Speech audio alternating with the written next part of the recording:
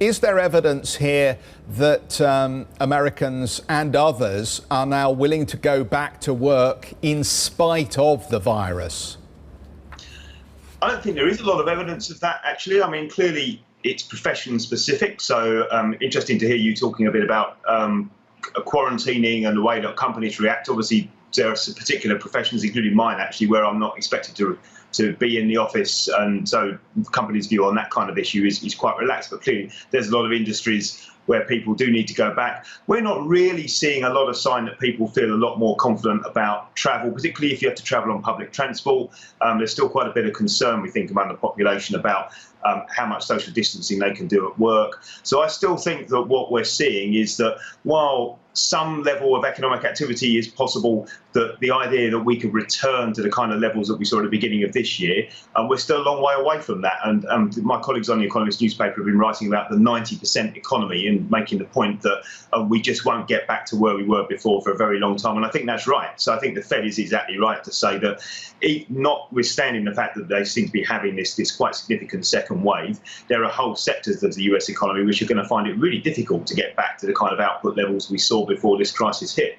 What do you think the trajectory of recovery looks like? Because against you sounding a little more downbeat, the corporate leaders that we're interviewing at the moment around results all think that this is a rear-view mirror event now, largely. Many of them are reinstating their outlooks, and they do look to be more positive, believing that the worst of it was witnessed back in April, May.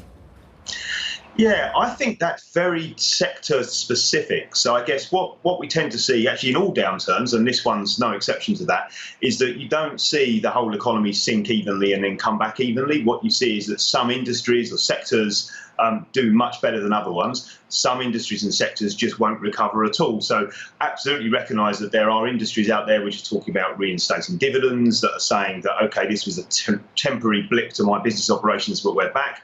If you talk to anyone in the travel and tourism industry, of course, it doesn't look like that at all. And they're not saying this looks like it's a rear view mirror. So I think the way, and this is tricky for investors, I think the way that you need to look at this is to think, for this industry, was the disruption purely transitory and about the lockdowns, or is this actually marking a really structural change in the way this sector operates, which means it just won't be able to come back? And I think what we're seeing in terms of the results and these announcements about dividends are some industries, it was purely transitory. But there are other industries where this is really structural and you're just not going to come back in the way you were before. So you were talking about TUI earlier. I think that the whole shape of international tourism is going to look fundamentally different. So it isn't a question about their old business, when's it going to come back like it did before? It probably will never come back like it did before, and we're all going to holiday in a very different way, and businesses in that industry will need to reinvent themselves, and that's going to take time.